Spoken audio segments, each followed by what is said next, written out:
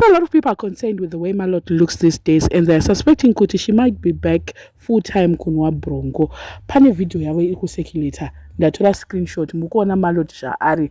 She looks scruffy, she looks like not the Malot that we are used to. Hameno zvaari kungoluka so. So someone is saying pana panzi Malot anongotipa pressure nefilter, but real life chibaba yo kuita kunge shumba ya joa nemagadziko. I don't really think Malot is that ugly. To be honest, I feel like Ndofunga she's going through postpartum depression.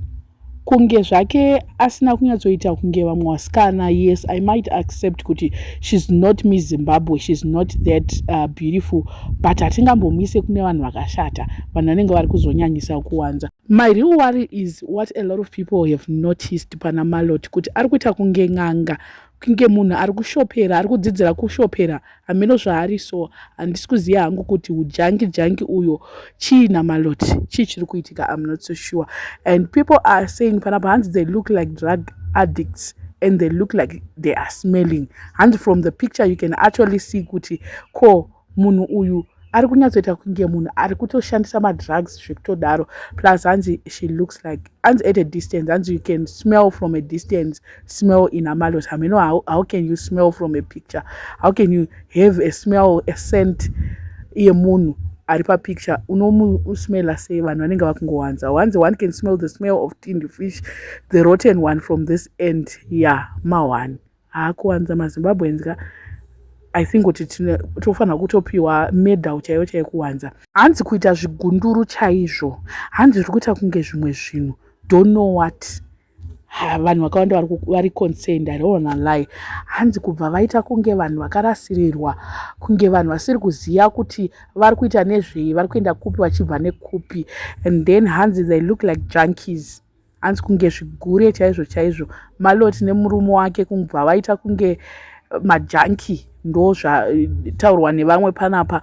And the real gangster of Zim, one munhu who believes in codeine and yet not arrested, oyo. And havanobuda pachena kava kuti isusu tinoshandisa, tinogara tiri hai, togara takazoti manje kana if you are breastfeeding, you're not supposed to be drinking. Yes, vanhu vanonwa zvavo, but you're not supposed to be drinking, you're not supposed to even touch zvimwe zvinhu like zvavanobata izvo zvimabhurongo zvimanchi. It's even worse. But musikana hatiziye zvedu, we cannot say adzokera kubhurongo kana kuti chi, hatiziye ipapo. But anyway, people are just assuming kuti no man, this is not the Malot that we know. Why are they exposing themselves like that? Kubva vatozviburitsa kuti panapa isusu we use drugs, we are users with the way people are seeing. Handizivi hangu what you guys are seeing, but anyway, hanzi takutonzwira tsetse mwana uyu ari kuzviziva here kuti baba naamai ndo zvavari.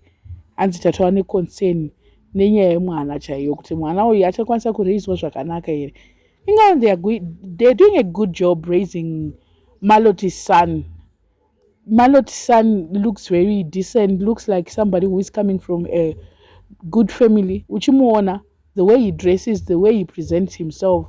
So andizoziye zvangu kuti ipa bad parenting wavo mwana wekuti wake nahulengende mwana wachamugruma say, I don't know ipapo.